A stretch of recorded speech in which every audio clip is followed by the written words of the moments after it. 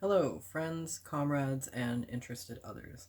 So, in the last video that I made, we talked about how institutions like capitalism, colonialism, and whiteness result in us being alienated from our personal physical bodies, and we talked about some practices for reconnecting to our bodies. In this video, we're going to talk about alienation from the larger bodies that we're a part of, so the bodies of community and land and humanity and creation, and some practices that can help us reconnect with that.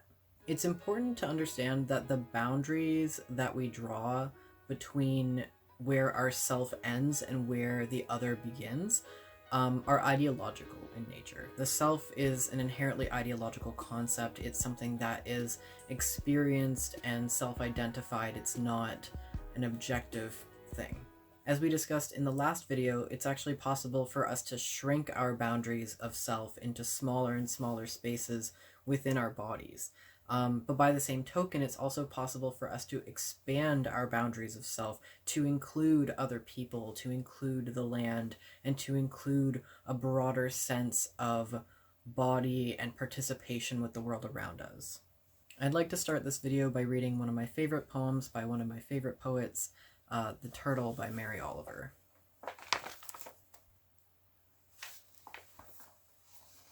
The turtle breaks from the blue-black skin of the water, dragging her shell with its mossy shoots across the shallows and through the rushes, and over the mud flats, to the uprise, to the yellow sand, to dig with her ungainly feet a nest, and hunker there, spewing her white eggs down into the darkness, and you think of her patience, her fortitude, her determination to complete what she was born to do, and then you realize a greater thing.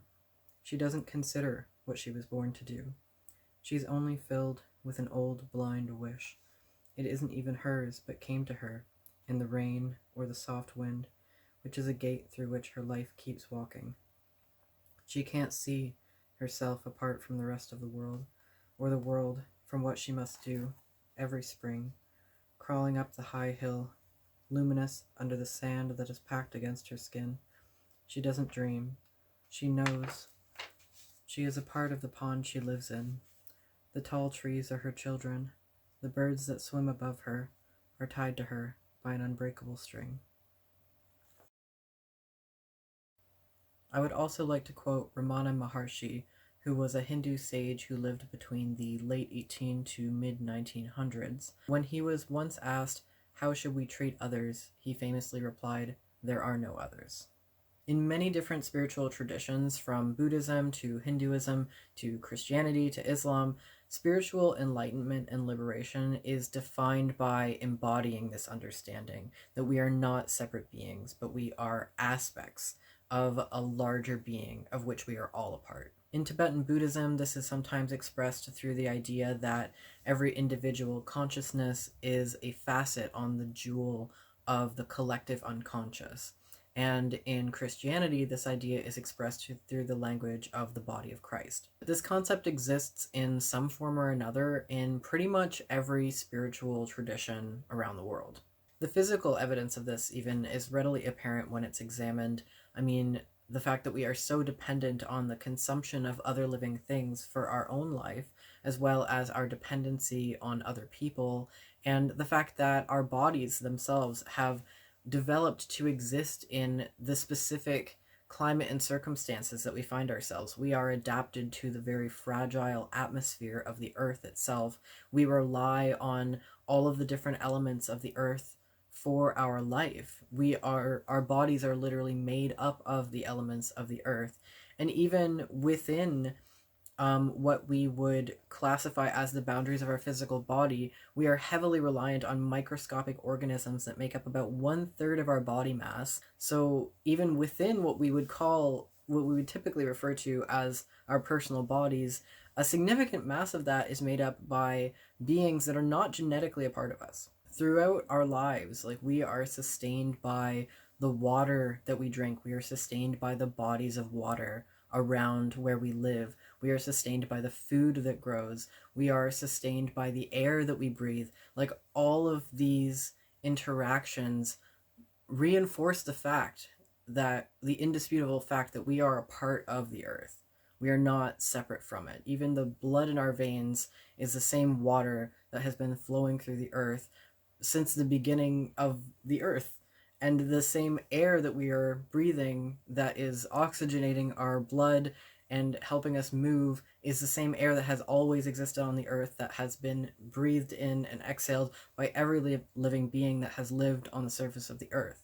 Understanding yourself as part of the larger body of creation rather than an autonomous singular being it gives context to your life in a way that really helps to negate feelings of shame and alienation and resentment and hopelessness. You know, some of our cells are bone cells, some are blood cells, some are nerve or muscle or fat, but they are all part of the body. You know, some cells belong in your head and some cells belong in your feet, but they are still all you. And in the same way, everything that lives on this earth is part of the same body, and we all share that connectivity. There is something that people in positions of privilege often experience that I think isn't discussed very frequently, but it's this kind of like secretly wishing to be a different kind of person because they view marginalized people as having more secure identities or communities, or that the problem of the spiritual problem of living with privilege is too hard to grapple with, that people sometimes think it would be easier to just not be that kind of person or not exist in that social realm. You see this in the Rachel Dolezals, you see it in people who think that practicing kink makes them queer, and you see it in all kinds of people, honestly, who obfuscate their privilege or their social position for the sake of optics and identity. But this approach is ultimately harmful and self-defeating. It's obviously harmful and tokenizing to other people, as well as being spiritually harmful to the self. Obviously, the world did not have to become the way that it is today, with rampant racism and colonialism and misogyny and poverty and power structures that are resulting in the cannibalization of the earth. But given that we came into the world when we did, and we came into the world under the circumstances that we did, we were all going to have to be different people. Some people were going to be black, and some people were going to be white, some people were going to be rich, some people were going to be poor, some people were going to be disabled, and some people were going to be able-bodied. And I'm not saying that to try to naturalize those identities, to say that those experiences are organic in nature or not socially constructed. But I'm saying that given that we came into the world when we did, and those were the social circumstances of the world when we were coming into it, we were all going to be playing different roles in the body right now. When I came to this understanding, or started coming to this understanding of the interconnectedness of all life, it was somewhat of a relief, as I think it is to many people, if not everyone who comes to that conclusion, because for me, I don't feel like in my activism or in my work, I'm focusing on redeeming myself as a white person, which I think admittedly I was earlier on in my involvement in activism, whether or not I admitted that to myself or others. But I feel like I'm not focused on redeeming myself, and I'm not focused on playing games around identity or even in trying to be like cool to people. I'm just trying to think of things like, so I'm an arm cell, and if I want to do what's best for the body, what does an arm cell do? And there's a disease that's affecting the arm. How do I help heal that disease so that it doesn't affect the rest of the body? Or if there's an injury in the leg, what can the arm do to help the leg? I'm not focused on being self-conscious about being an arm cell. I'm understanding that every person in the world has a role to play right now in moving towards collective health, collective liberation, and I'm just trying to focus on what my role in that is. Obviously, this analogy of the human body is very limited because that is not the shape of the collective body. I'm not trying to be like some people are arms and legs and brains and eyes. And I'm also not trying to use this analogy again to naturalize whiteness, because obviously whiteness is something that is constructed and it's not an organic occurrence. But I do firmly believe that every people on the earth is part of the collective body and has a role to play. And given that I'm a person of Celtic and Anglo-Saxon descent, Whiteness is the social context in which I am living today. I would analogize whiteness to be more like a spiritual disease that is affecting certain parts of the larger social body. To borrow language from Jack D. Forbes in his book Columbus and Other Cannibals, he doesn't specifically name whiteness as being the social disease, but he does talk about violence and colonialism as being forms of like collective spiritual disease. And again, as I've recommended in other videos, I always recommend that book. It's one of my top recommendations. So I'm trying to get to a place where I'm situating myself in my place in this world, in my social context, and through that lens, situating myself in the collective and trying to do what I can to care for others and care for the land and be an accomplice to people whose liberation I want to prioritize, which is ultimately everyone's. And through caring for others and caring for the land, I am ultimately caring for myself. But I think that it's better to focus on caring for yourself through that roundabout way rather than just focusing on yourself as the immediate and primary recipient of your care and attention. It seems much more holistic in my experience to put care out and receive care back rather than only be giving to yourself directly. So whiteness is a spiritual ailment that I want to try to participate in the collective healing of. But I don't want to do that because I feel bad about myself. I want to do that because the abolition of whiteness is necessary for the health of the collective and social body, and by extension, my health as well. And this interconnectedness extends far back and forth from what we would consider to be the present. This experience includes all of our ancestors, both biological and spiritual, everyone who came before us, and everybody who's going to come after us. When we start to begin to understand this experience of the interconnectedness of all life, it also necessarily explodes our perception of linear time and presentism and what we consider to be the now, that what is happening in our life, in our lifetimes, is all that matters. We understand ourselves as just kind of a participant in a relay, like we are receiving lots of things from our ancestors, and then we are choosing what we are doing with that in our lives, and then we are passing forward things to our descendants. But all of this exists in a kind of internal now. Like everything, our life has no more or less consequence than any other life that we could have lived in, and any other life that other people have lived in, both before and after us. And that realization is both humbling, but it's also very empowering that history is happening now. Like making changes to our culture is happening now. We can choose to be better ancestors for our descendants. We can choose to set a better precedent, a better example. We can choose to start to heal the legacies of our ancestors and to leave a better world for our descendants. And we have the power to do that. We're not just floating in space in this present that is all that ever was and all that ever will be. And again, when we come to understand interconnectedness, it makes it so much easier and so much more organic to be incredibly compassionate towards people. And I'm not saying that like I am somebody who is incredibly compassionate 100% of the time, but when I'm existing in that space of really being aware of and reminding myself of that experience of interconnectedness, of our shared mortality, it's so much easier to walk along the street and look at people and say, every one of these people is like a seafoam bubble that is existing for a brief period of time, and all of us are going to be dead. And the fact that any of us exist in the first place is so incredibly unlikely. And we are all part of the same materials. We are all part of the body of the earth. We all share in so many of these experiences of life. And through that understanding, come to understand that there is no exception.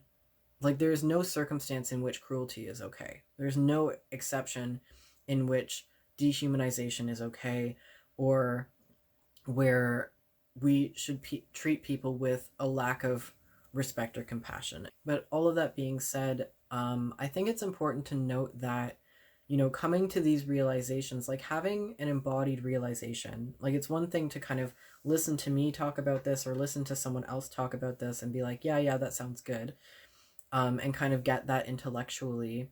versus having that embodied experience where you feel it in your heart, you feel it in your gut, you feel it in other places in your body, and you experience that sense of connectedness. That's what I would consider to be a realization of interconnectedness. But I would like to say also that having a realization is a very powerful and important and moving thing, but you are not going to be, even once you have a realization, you are not existing in a constant state of realization after that. You are still going to get frustrated in the line at the grocery store, and you're still going to get mad at people on the internet. And like, having a realization is one thing, but then carrying that intention forward in your life is an active practice. And like anything else, it's something that you do. It's something that you make yourself do even when you don't feel like doing it. It's something that you practice. It's something that you train like a muscle or a skill.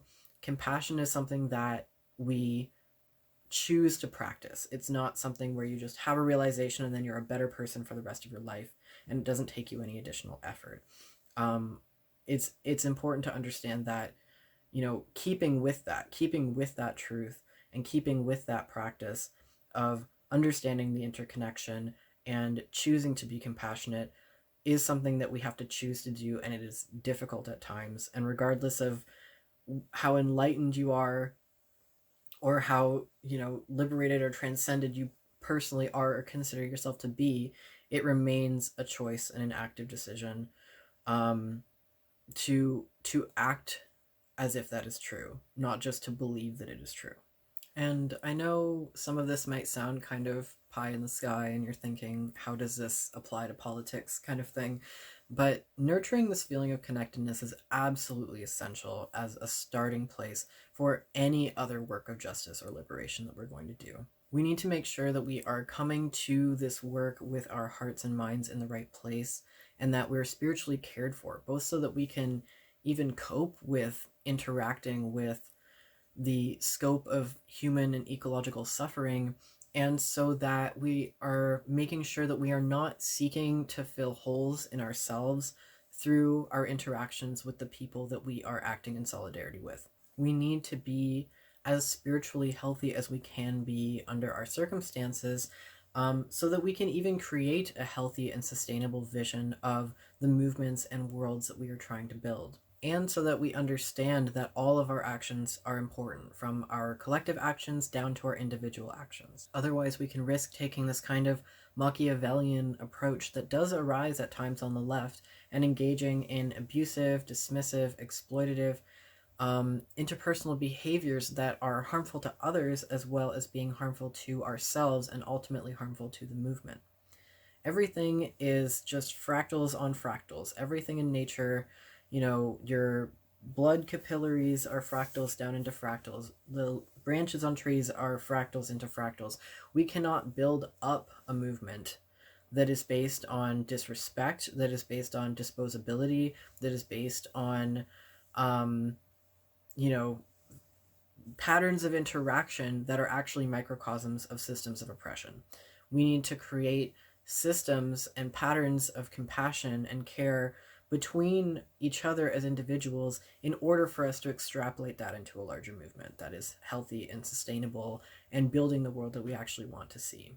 And of course, this video would not be complete if I didn't leave you with some suggested practices to help you reconnect with the larger bodies of land and community and ancestry. And I forgot to record this part with the original video, which is why I'm recording it sitting in my car in the rain 3 weeks later. Find a sit spot, a place outside where you can go and sit every day or every other day, or even just once a week if that's all the time that you have, and just sit in the same spot and observe and notice the world around you and how it changes every time you visit it. Learn about the watershed and where your water comes from. Learn about where your food comes from, where it's grown, who grows and harvests it, and how it's transported. Learn about your local waste management, where your waste goes and how it is processed. Care for the land around you. One thing I try to do is pick up garbage by the river where I live, and I travel with a garbage picker and bags in my car so I can help clean up the land wherever I'm going. Notice the plants around you and their life cycles. As we're coming into spring, notice which plants are waking up first, and then when they go away, and who comes next. Pay attention to the cycles of the moon and what they mean. The lunar cycle tells us so much about how the land will be changing in that moon cycle. Remember that plants are our first teachers. Try to learn about and build a relationship with plant medicines that have been used by your ancestors. For me, a really important plant that has helped me on this journey to reconnecting with land and spirit has been mugwort. Speak to your living relatives and your grandparents if they're still with you, and learn about their stories, their family, and their grandparents. If you're a native English speaker, try to learn a few words or phrases in the last language that was spoken in your family before English. Mine was Scots Gaelic. Learn about traditional stories and folk tales from your ancestry. Learn a traditional craft from your ancestry. For me, this has been knitting, and I'm also trying to learn how to play the tin flute. And last but not least, organize with your community. Come together with other people around you to address issues of oppression and injustice that are affecting people where you live. I'd like to conclude this video by reading another one of my favorite poems by Mary Oliver. Some questions you might ask. Is the soul solid, like iron, or is it tender and breakable, like the wings of a moth in the beak of an owl? Who has it, and who doesn't? I keep looking around me. The face of the moose is as sad as the face of Jesus. The swan opens her white wings slowly. In the fall, the black bear carries leaves into the darkness. One question leads to another. Does it have a shape, like an iceberg, like the eye of a hummingbird? Does it have one lung, like the snake and the scallop? Why should I have it, and not the anteater, who loves her children? Why should I have it, and not the camel? Come to think of it, what about the maple trees? What about the blue iris? What about all the little stones sitting alone in the moonlight? What about roses and lemons and their shining leaves? What about the grass? Thanks for joining me today. I hope that this video was helpful, informative, stimulating, comforting, challenging, something. If you have any questions, comments, if you'd like to have a conversation, the comment section is open. I would also like to take a moment, if it's okay, to talk about my Patreon, because I know I've mentioned at the end of lots of my videos that I have a Patreon, but I haven't really discussed what that means or does or what's happening there. The first tier, which I'm actually in the process of setting up, is that anybody who joins my Patreon for even $1 a month is going to be added to a Discord, so you can actually live chat with me, live chat with other people who are subscribed to my Patreon about whatever topics, and I'll check in on that a couple times a week. And level 5, or for $5 I mean a month, your name goes into the end credits of my videos. And then for $10 a month, you actually receive copies of all of the zines that I've put out. There are currently 2 that are in print that I've sent out, and 1 that is no longer in print, but I'm in the process of doing a second edition of that will be sent out soon. I'm also in the exciting process of writing my first zine of poetry that I'm hoping to put out within the next couple of months. And so if you sign up for my Patreon at that tier, you will receive a free copy of that, and that will also be available on my store when it comes out. And so I currently have about 8 people subscribed to my Patreon. I'm also going to start doing a thing where when new people join, I'll kind of give a shout out at the end of my next video thanking people. So I'd like to thank Mason Slay for becoming a patron. I do believe, based on what I've been told from some of my subscribers, that my videos might have been shadow banned, and so sharing my content on social media and by word of mouth is the best way to kind of get it out there. And I also really appreciate all of my patrons, and any donation that you're able to make. It honestly does make a huge impact on my life. I'm currently able to make just slightly under the amount of money that allows me to pay for my cell phone bill, but I'm really hoping to expand the scope of my channel, and I really appreciate any help in doing that. I also am going to be, this is unrelated to the Patreon stuff, but I'm doing a collaboration video with Mexi. You might be familiar with her channel. I love her content, and she's a close friend of mine. And so if you haven't heard of her, I'll link her channel in the description, but we're going to be having a conversation within the next few weeks about leftist politics and spirituality, so I'm really excited about that. Thanks for joining me, and I will see you next time. Peace out.